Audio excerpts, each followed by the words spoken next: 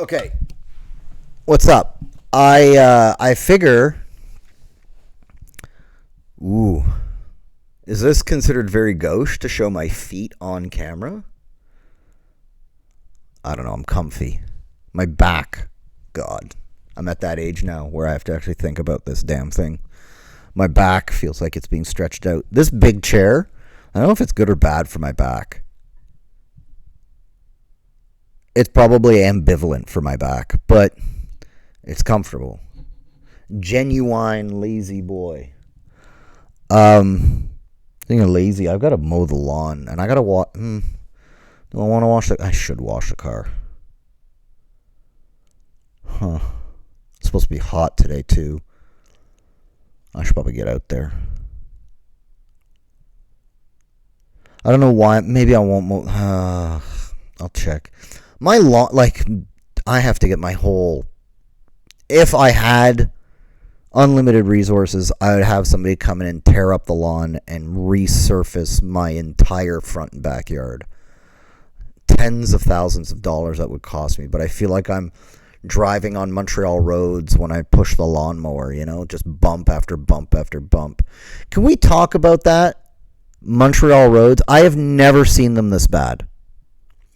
In all the years, and it's a quarter century almost that I've been living here, I have never seen roads look this terrible. It's embarrassing. I have to go. I live on the South Shore, where Montreal's an island. That means I live over a bridge off the island of Montreal on the southern side of the city. I'm not, it sounds far away. It isn't. In clear traffic, I can get downtown in 12 minutes. It's barely a 6-mile drive, 7-mile drive, 10, 12 kilometers. And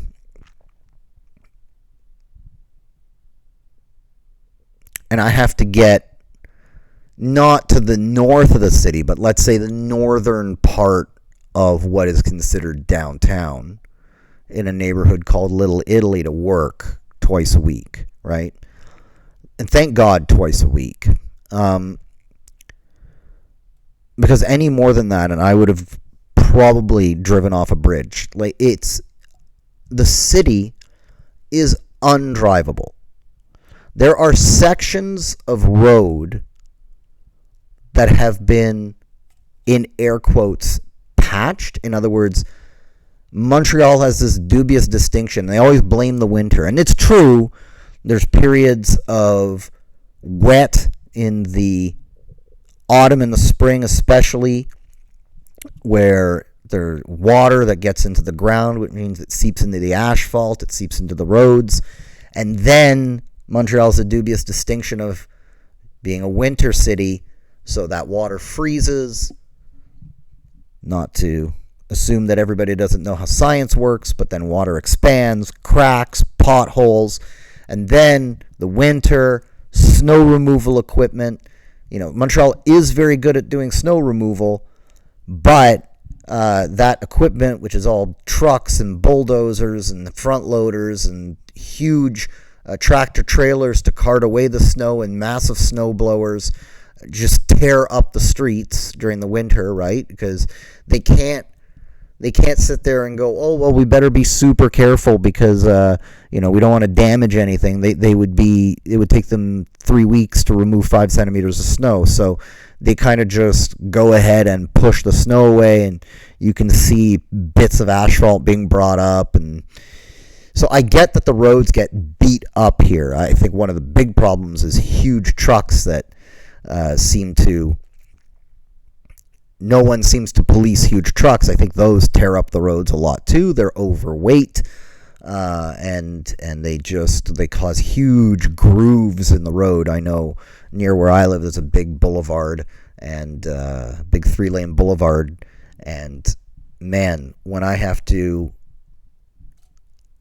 drive across the boulevard, if I have to cross over the boulevard or turn left from the boulevard onto a side street, the road goes real bumpy on me real fast. Like you can feel where the truck wheels have basically made little ruts in the road and grooves because you bounce as you turn. But I've never seen roads this bad. And I mean, I don't know why there's no oversight into the repair. Like, what city doesn't go and inspect the work they just paid for from a construction company or a road repair company, or inspect their own employees? Like, who is checking this and going, yeah, it's fine? I mean, it broke the suspension on my car, but it's not a hole. Clearly, you put 4 millimeters, not inches, because that would actually work, 4 millimeters of asphalt in there, so it's perfect. Is there no one signing up? Like, again, we go back to, does anybody care about their jobs? Like, why can't the city be held to account? I know that there's bylaws in Montreal that specifically say that and in Quebec, that specifically say that unless you've proven that whatever transit authority responsible for that road, so if it's in the city, it's the city. If it's a provincial road like a highway, a provincial highway, or a provincial boulevard, then it's the province. And then, of course, there's federal roads. It's complicated. But anyway, needlessly, I'm sure it's just as complicated in every part of the world. But if you can prove that they were notified, I think the way the law works, if you can prove that they were notified, or if you can prove that the damage to your car was a direct result of the lack of maintenance of the road, and you have to prove where that was, when that was, with photographs, you can't sue them for the breakages. One of the things I had years ago was like a nice performance sedan, and you would think all the reviews on the internet said, oh, those kinds of cars, they'll really start to cost you in maintenance when they get a little older. That's true. I never had a mechanical problem with that car in terms of the engine, none of the cylinders, the head gaskets. It was supercharged. The supercharger, never a problem. Not a single mechanical problem with the engine, or with any of the electronics, quite frankly. Electronics worked fine. What went on that car, aside from the usual brake work or whatever, suspension and wheel bearings. And that's a direct result of the roads and how bad they are in this province. Suspensions get smashed to pieces here because they're incompetent at maintaining roads. And then I guess the point I'm trying to get to is, in spite of all of this clear evidence that the roads suck, all they want to do is build bike lanes. I may have talked about this before. I honestly didn't go through the old episodes, but bike lanes in a city that's covered in ice 5 months a year. First of all, biking infrastructure does not invite the best kind of person to move into the city. It invites beatniks and people that don't pay city taxes because they can't afford to pay city taxes because they can't afford a car. All you can afford is a bike. And there's a lot of young people. I know some pretty cool people that bike, and there's a lot of young people that bike. But I'm sorry, biking culture and biking infrastructure shouldn't be a thing. The world went on fine for 100 years. More like 200. Well, 100 where they had to share with cars, but 100 years where they had to share with cars without needing bike lanes. And I mean like divided by cement divider bike lanes.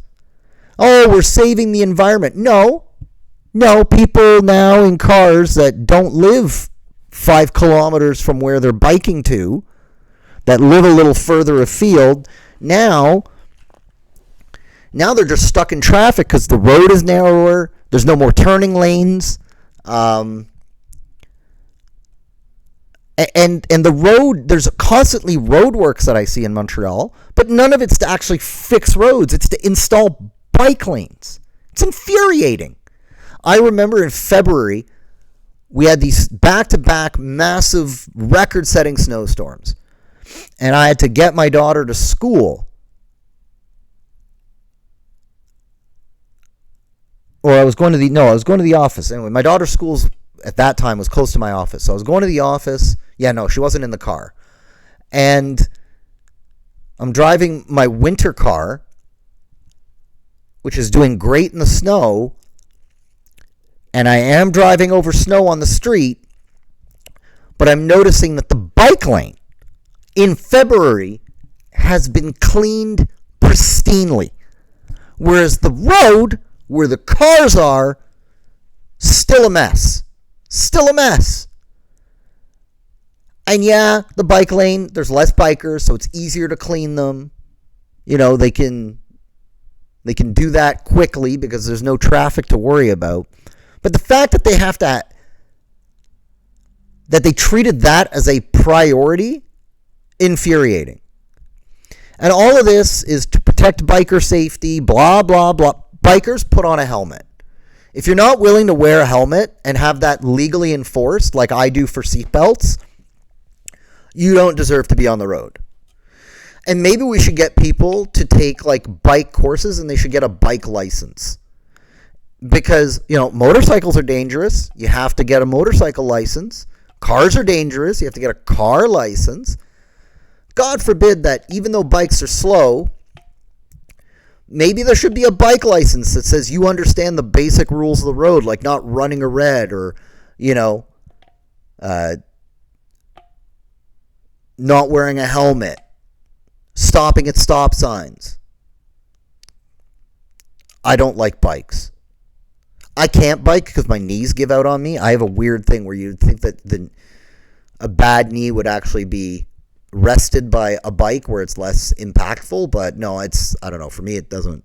I have a bike, it's downstairs, barely it's used, but I have a bike to ride with my daughter in the parks. I don't have a bike to get to work because I'm not 21. So yeah. Also, e-scooters, illegal. Who made a scooter that goes 80 clicks an hour and thought this is a great idea? Did not everybody see that the guy who made Segway, which was essentially a different kind of scooter, died on a Segway by falling off a cliff?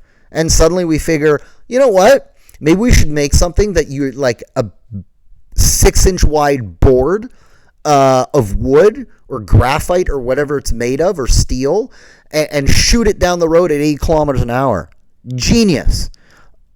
Just genius. And of course, is it a bike? Should it be in a bike lane going that fast? Or is it a road vehicle? In which case, it's just some doofus standing on this board of whatever, shooting down the road in front of 3,000-pound cars. Does anybody have any goddamn common sense anymore?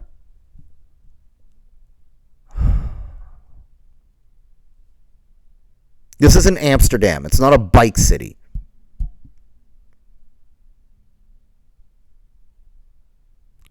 If I was mayor, reduction of bike lanes. Enforcement of more biking rules. I would, whereas the mayor of this city currently got brought in by the bike lobby, and yes, in Montreal there is a bike lobby, I would go completely against the bike lobby. Every action I take, anti-bike. Anti-bike. I would run on the platform of put on a helmet. No more European beatniks. I can say that I'm European. Nobody wants European beatniks in their city. They want their life to be sort of European. They should have stayed in Europe. Ding dong.